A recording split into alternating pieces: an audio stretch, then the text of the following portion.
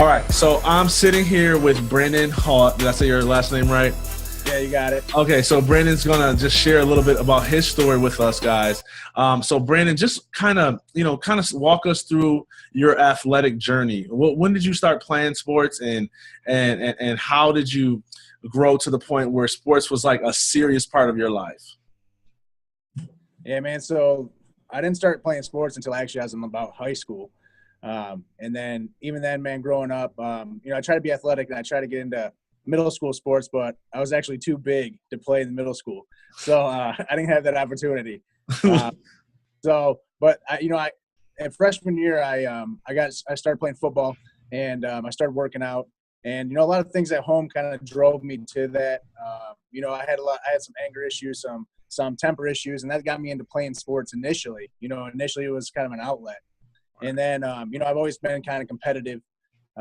So freshman year, I started hitting the weights, and I had people around me showing me some things, and that's when it kind of got serious, And then from high school, I kept up. I did really well in football, and then I wrestled too. Wrestling taught me a lot individually. A lot of self-development. Mm-hmm. But from there, man, being in the working out, I moved to Nashville, Tennessee. From there, I was working out a lot, and I was with a personal trainer. He asked me to go play for Buffalo, football for Buffalo. I ended up turning that down, but I was in some wrestling commercials too. I did some wrestling commercials, like were you really? Yeah, WWE style wrestling commercials. You still got the video? I'd love to see that. Yeah, it actually wasn't for me at that time either, but because personally, like I said, I was competitive, but I was more an individual. Wrestling showed me that I was more competitive against myself, and individually I wanted to improve myself. Yeah. But I've always had a thing for the weight room and lifting. When I was about 20, it was when I had about all these offers. I ended up getting in a car accident, and it was pretty serious. It was a head-on collision. I went in the ambulance. There wasn't a lot wrong with me at that time, but later on I started, as I was working out and as I was progressing and developing, I found out that I started having neck issues. My neck was bothering me. I couldn't sleep. I couldn't even turn my head. And then I ended up finding out I had a fractured disc and 4-pinch nerves. Dang. So the doctor told me that the doctor told me I was really fortunate that I wasn't paralyzed because these nerves were almost severed. I lost feeling in my hands for about a month before the surgery, and then I ended up having a fusion, so a C6, C7 fusion. So they put a cage in there, and I got a plate in there. And then after that, I lost feeling in my hand. I was on painkillers for about 6 months. I got addicted to those. I got up to 300 pounds, man. I'm only 5'10", so 300 pounds on me is a big dude. So I couldn't do anything. I had to sit around. I ended up weaning myself off of my own painkillers after I found out. I didn't know I was addicted until I tried quitting. And then, I just tried to quit. I was like, I don't need these anymore. And then, I would have night sweats. I'd wake up. I wouldn't be able to go to sleep, man. My whole body hurt. And I was like, oh, man, I'm having withdrawals. So I ended up, I was able to do that. And then I was like, and I wasn't healthy anymore. So I was like 300 pounds of, and this is being after athletic, after college, after, working out, everything that I've been doing. So I was real discouraged at that point. But I knew I had to get back into shape. So I ended up getting back into shape. I ended up that year, focusing more on the Lord, but focusing on my health, not just lifting weights, but my health, because I had high nitrates. I had high cholesterol. They were going to put me on blood pressure medicine. I was only 24 years old, man, and I was going to be on all these medications. Wow. So I ended up getting from that year, I was 24 into my 25-year-old. I ended up going from about 300 pounds to actually about 210.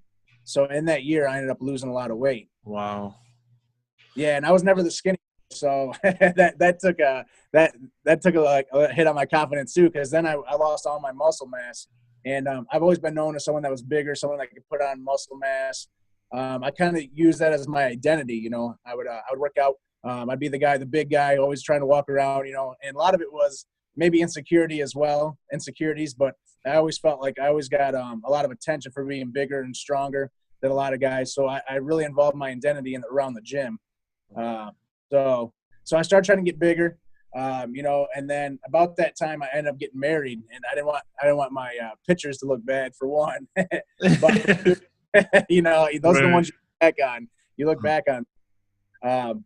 So I ended up getting married, and I was trying to stay healthy. We had a baby on the way.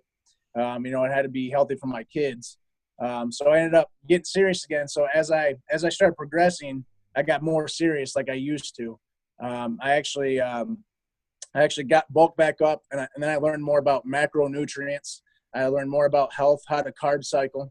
So I ended up cutting back down. So I ended up working out, man, 6 days a week, dieting 7 days a week. It basically became my life again. So I'd be going to the gym alone. I'd be going to the gym for 2 hours a day, 6 days a week. I'd take the 7th day off, but I would know that was carb loading days. So my diet, everything was focused on my health and athletics, and sports, man, or nutrition and personal development. So even to the fact that was pretty much first place, looking now, this is hindsight, but looking back now, there was nothing I didn't think about in the morning. Like I'd wake up and, I'd read a Bible verse, but the next thing I would do is look at my my fitness app, and, where are my macros at for the day? What can I eat? How am I going to set that up with flexible dieting? It revolved around everything. I ended up cutting weight, getting down to about, after I bulked back up to 220, I was able to keep my muscle mass. I was like sub 15% body fat. I was going to expos. I got sponsorships from supplement companies, and I was going to expos. I was doing demos, and I actually was really close to starting my own supplement business. So I was all in. I was all in on this. Man, let me pause this. Man, you touched on a couple of things that I thought was really significant. The first thing was like you were at this point where you were doing commercials. Yeah. You went from doing commercials to being like 300 pounds and addicted to pills. Yeah. So like from your mind, talk to me a little bit about like what was that like for you? Like how did you process? How did you handle that and overcome going from being in commercials, like being that guy who was known for being big and athletic, to basically being addicted and fat? Yeah, that's how it happened. And it does take, you obviously get depressed, man. At the same time, I wasn't walking close in my faith at that time. I was aware of my faith, and I don't want to say I was anchored, but I was pretty, I had a foundation, and I prayed for guidance, man. Like, because what happens is, as you're there, like I felt blessed at the same time, because I was blessed that I wasn't paralyzed. You know what I mean? That's like true. Yeah. I had the opportunity to recover, and they said that I should make a full recovery at that age. So, I did feel blessed. But at the same point, when you're going through it, that's not where your mind's always at, because when you're sitting in a lazy boy, I couldn't sleep in a regular bed after my surgery. I had to sleep in a lazy boy. When you're sleeping in a lazy boy for 3 months, you can't lift anything over 20 pounds, and that's your life. You start contemplating things. You kind of got to refocus. But mainly I was focused on just recovering. At that point, addicted to pills. I was depressed, but at no point did I give up hope. At that point in my life, I wasn't giving up hope yet, because I knew I could make a full recovery, and I wasn't paralyzed. So what was the like tipping point from you? Like what, and in that point when you were addicted and you were overweight, what was it that caused you to say, I'm about to change my life? A lot of it, man. A lot of it was having to get married. I knew I was getting married. I knew that I was having a baby. At the point in time, I was young, man. I didn't want to be on blood pressure medicine. I didn't want to be on nitrates. I didn't want to have to, you know what I mean? Like I was 24 years old, and Wow. I didn't want to have to deal with all these medications. I wanted to be around for my children when they grow up. I want to be around. I was getting married, man, so I got a lifetime there, to support your home and your household. That's how I felt. So I know I couldn't just be a couch potato and be on medications and then wait for my heart attack. Right. You know what I mean? So that's what inspired me at that point in time was you know, I was looking forward to my future, you know. Yeah. So going from a guy who was, you know, wrestling and heavily involved in athletics, and then that overweight phase in your life, getting back in the shape, what was that process like, man? Because that happened to me, and when I got, I've always been in shape my whole entire life, and then after my surgery, I got up to like 290, and which isn't like a lot for my height, but it is for my health. And it wasn't muscle; it was all just flab, and so that was really hard because I never knew what it was like to run and barely even a mile and be exhausted. So it wasn't like I could go and do an hour workout and just pump it out and be right back in shape. Like, it was a slow process. And so, like, man, like, what helped you to kind of stay on track? Did you encounter that similar like sticking point where you're like, man, this isn't as easy as it was, you know, 9 months ago? Talk to me about like how you got back in shape. Yeah, I went through that same thing. I went and tried to run. I don't think I made it half a mile, to be honest with you. So I was winded, and I was like, I'm done. But I ended up doing something at home, you know, like usually like back then I liked going to the gym. You know, people would ask me like how I do things. You know, that was kind of my social thing too, is like, you know, I felt like I knew a lot, you know, and I felt like that was my forte. Like, people come up to me, ask me to spot them, ask them, you know, techniques and things like that. But now, man, being at that point where you're 300 pounds, you're kind of embarrassed to go to a gym. That is true. You know, so nobody's going to ask me anything other than, you know, like, you know, nothing health related, obviously. Mm-hmm. So I started doing things at home. I ended up doing like the Insanity program is actually what I was doing. Okay. And I would record myself, and I did a self-examination, and I record myself. And man, you feel like you're hustling, you feel like you're going full out, and then you watch that video and it's embarrassing, you know. Like, yeah. So I mean, that motivated me though every day to try to get quicker. And you know, nobody saw the videos, but myself. But I compared myself daily. You know, and what I did as I compared myself daily to make sure that I was getting better. You know, and I thought about the shortcomings, or the short goals are great. You want short goals that you can hit. Yeah. You know, those short goals, but the long term is really what you need to keep in the back of your mind. I mean, because it don't happen overnight. I didn't get fat overnight. You know, I didn't get out of shape overnight. My neck you know, like my neck problems didn't happen. Nothing happens overnight. And what life is, man. Anything that's worth obtaining or worth, you know, has any value, you have to have that endurance, and you have to stay focused on the long-term goals, you know. Mm-hmm. Now, for you, was, you know, professional sports ever a dream of yours, or did you always know that you would someday be doing something different? And that's where I was headed, actually. So, and I actually, man, when you came out with this ministry, it hit me because I'm actually freshly dealing with a lot of this stuff again. Okay. So that was back then in my young age, but I really taken another toll recently too. So like what I was saying, I was thinking about starting my own supplement company, and I was doing expos, and I was doing this was just a year and a half ago, man. I was doing expos. I was a brand ambassador. I remember seeing you doing some of that stuff. Yeah. So this is recent. This is all fresh, and this is why it hit me when you're talking about doing this. And you know, so that was my goal. You know, at that time I was working out 6 days a week. You know, I was cutting my body fat. I was ready to start a supplement company. I had the business loan out to start the supplement company. Like, it was full go. And I was gonna do supplements. I was thinking about competing and like bodybuilding, because I was finally able to maintain my muscle mass while cutting weight. Like, I did a lot of research on it, and I had a lot of good trainers.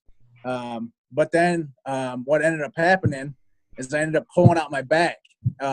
So I was out. And I've been having back problems. I have surgery. So I went in. Wow.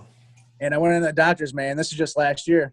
And I had 3 bulging discs. And, 3 bulging discs and 2 pinched nerves. One was my sciatic nerve. And the only thing that they said could help me was probably surgery. And that's not a route I wanted to take again after my past experience. Exactly. So what I ended up doing is I ended up getting I ended up going to like a spine and pain doctor. And I ended up getting cortisone shots in my spine. Mm-hmm. And then this is where, you know, so that was my hope. I had hope again, you know. This was about 6 months later. I had hoped that this pain would go away and I'd be able to, you know, fulfill what I was doing, man, like what I had my whole heart and my whole life into really at that point. And so I ended up getting those shots. Well, one day I was able to start working out again after these cortisone shots.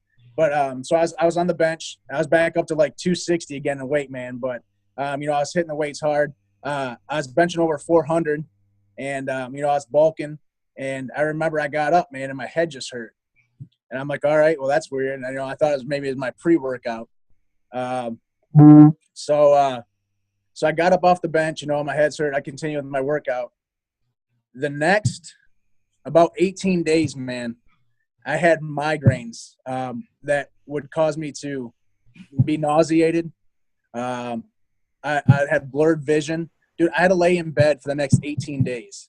I went to the ER.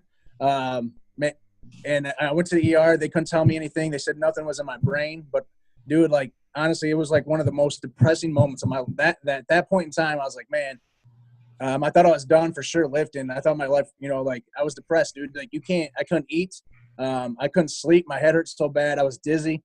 This went on for 18 days, dude. So you contemplate a lot of things, and you definitely reevaluate what's important, because I didn't know if I was stuck like this, if I was going to be able to recover.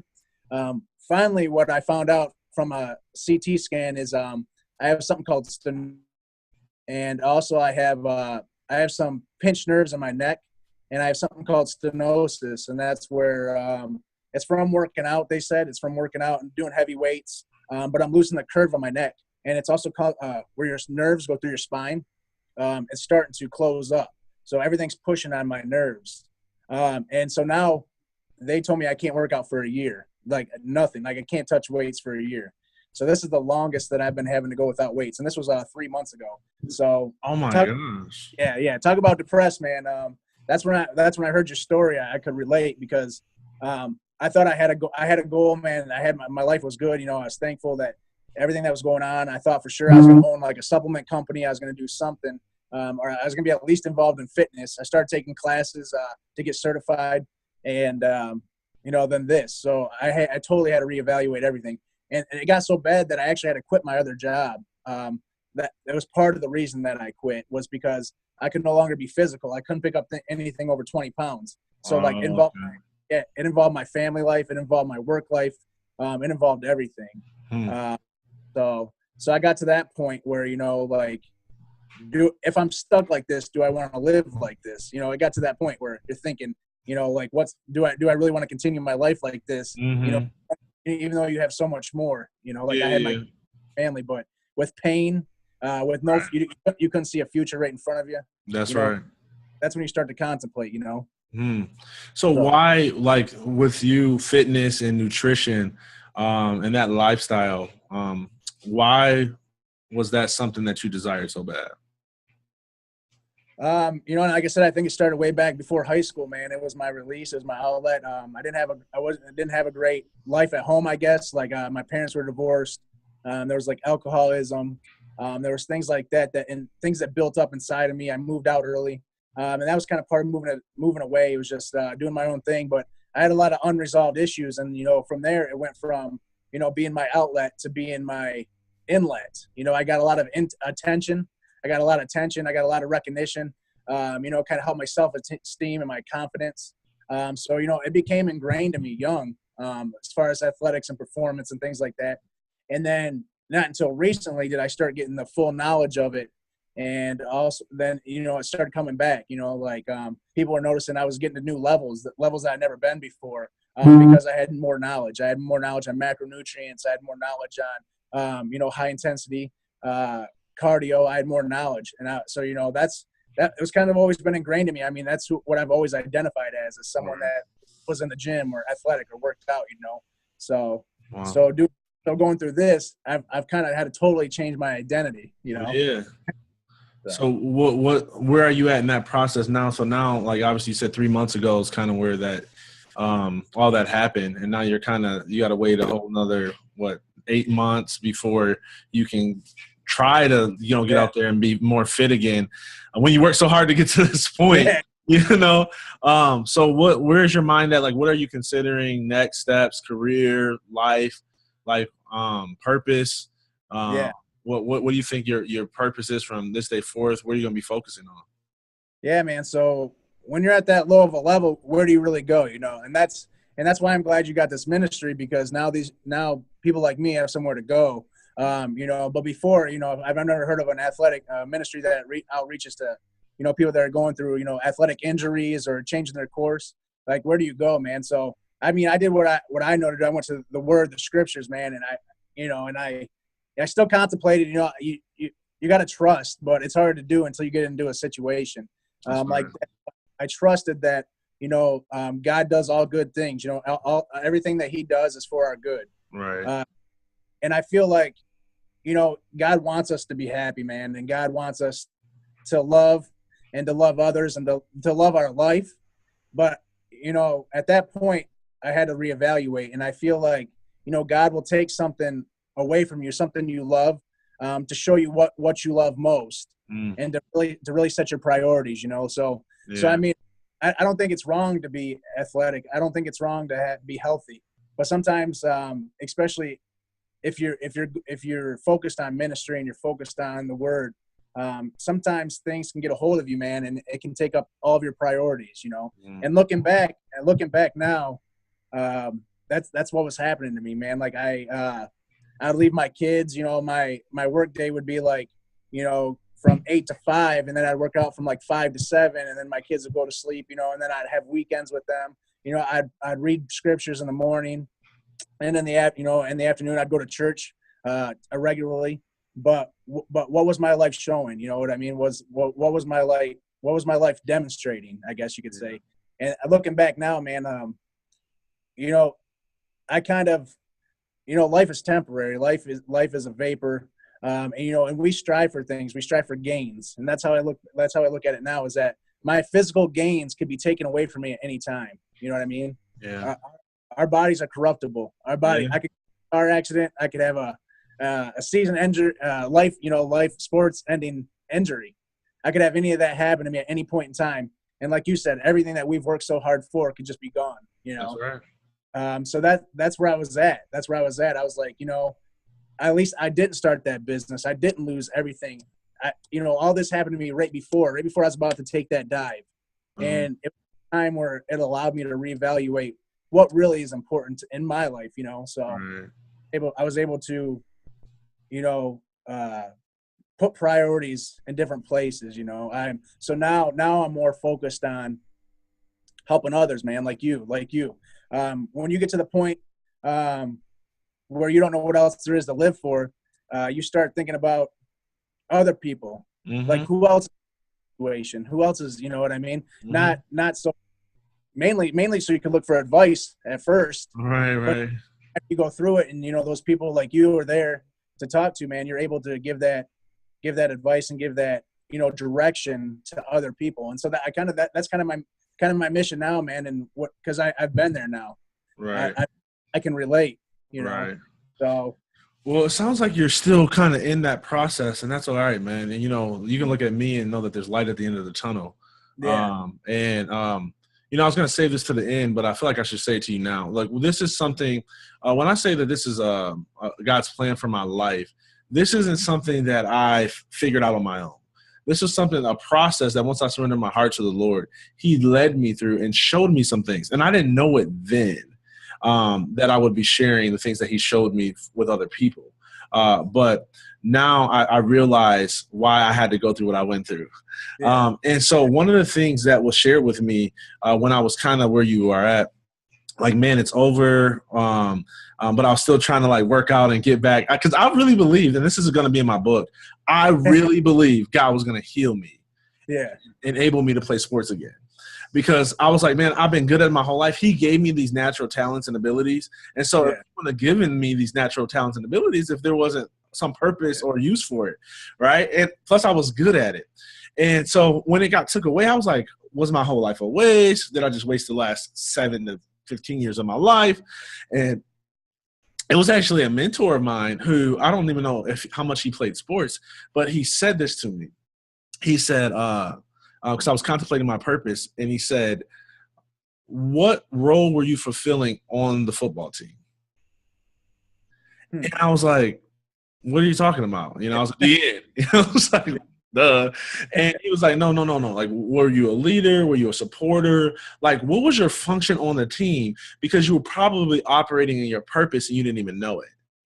And so when I started to look at that and see, man, you know what? I was a leader on my team. So maybe leadership is something for me. And so when I see a person like you and I hear your story, and obviously we worked together at Verizon for that short amount of time, but I want to let you know that to some aspect, I don't know, I don't want to say it's your full purpose. I don't pretend to know that. But you are very inspirational. You have a natural gift to inspire people. The moment you go from like, this is my life, this is what I know, to like, this is something that's helpful for people, you have a natural gift for that. And one of the things that's hard for people to notice is their natural gifts, because it comes easy to you. And you think that if it's easy for you, that it's easy for everybody. And that's just not true. And so, man, I know to some aspect of your life, like you're called to inspire people. You're doing it now. You're inspiring me. Me hearing your story is inspiring me. Even though I've been through it, it's still inspiring to hear how you climbed out, how you process what you were going through. And so I just want to offer that to you to say, man, God's going to use you to inspire people. Great. Okay. Yeah, man. I appreciate it. That means a lot, man.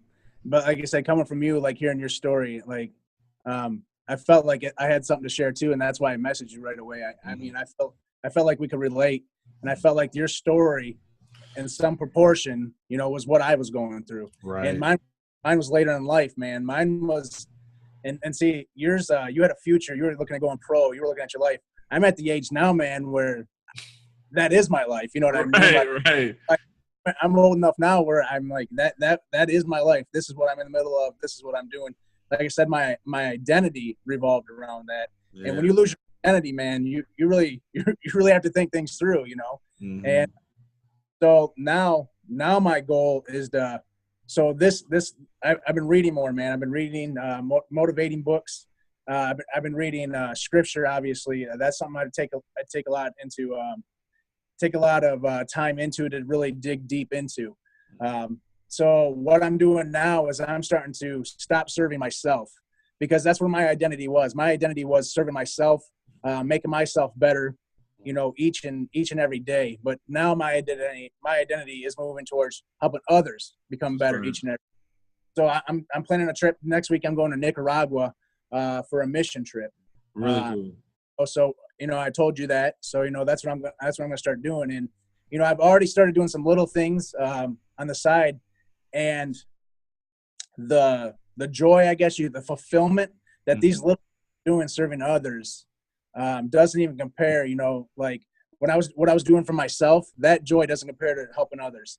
Right. You know what I mean? So the blessings, even though I haven't made too many moves yet, I haven't made too many moves. My joy and my peace are about the same. Dude, it's so close within 3 months, but my joy and my peace are about where I was when I was serving myself. And I know I haven't even come to the top, you know?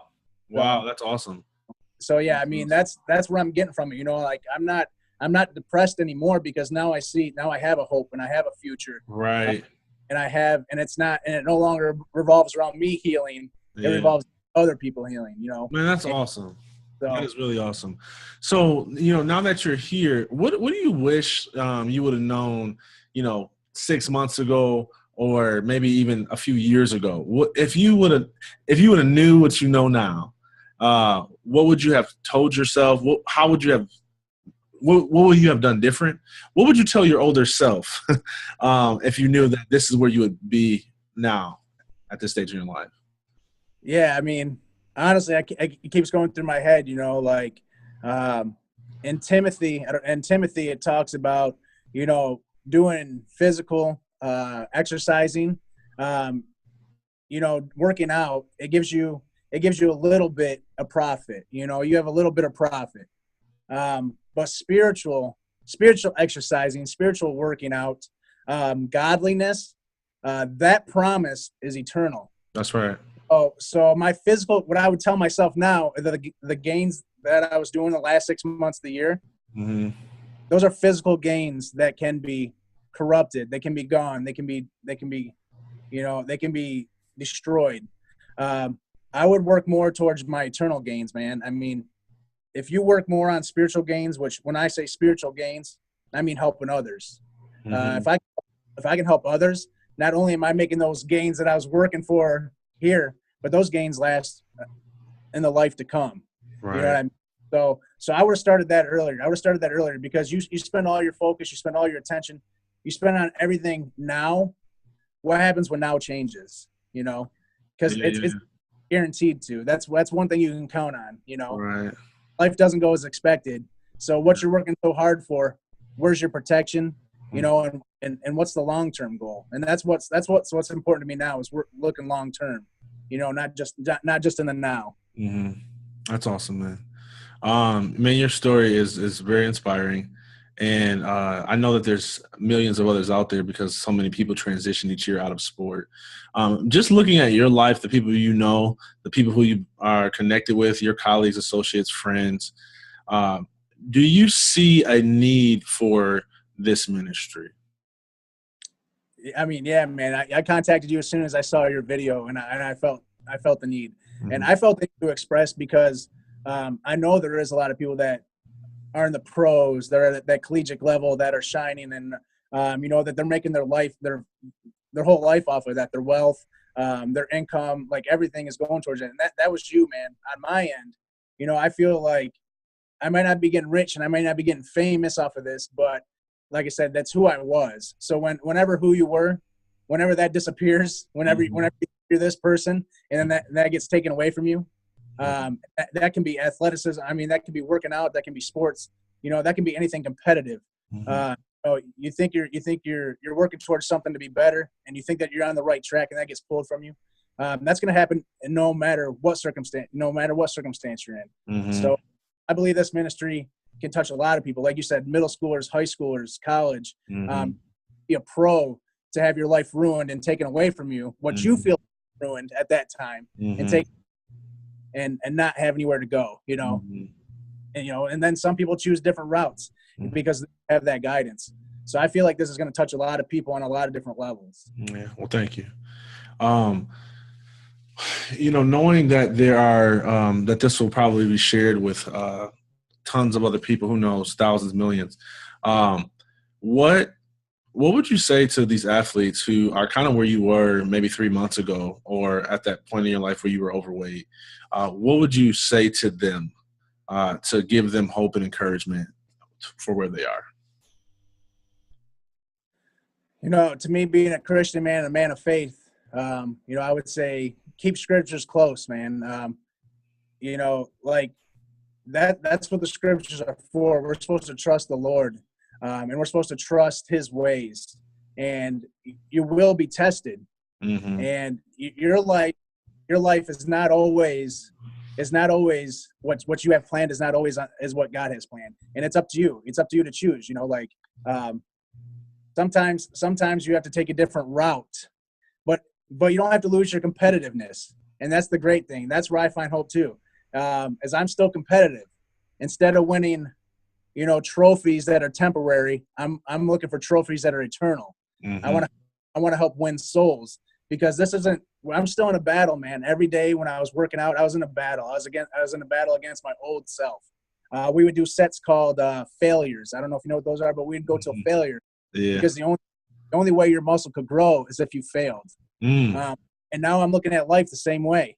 The only way you're going to grow personally is going through failures. Right. That's the way I look at it. So every failure, I look for an opportunity for growth. And that's what I want everybody to look at. A failure doesn't mean a dead end. If you're in that gym and you hit a failure and you quit, you're done. You're gonna stop right there. Right. But if you look at it as an opportunity to grow, I mean, then you set your own success, and then you continue to grow. Right. That's how I look at life now, how I did in the gym. So that the gym has taught me a lot, but now I'm going to apply it to life in more than a physical way. Right. Wow. Amazing.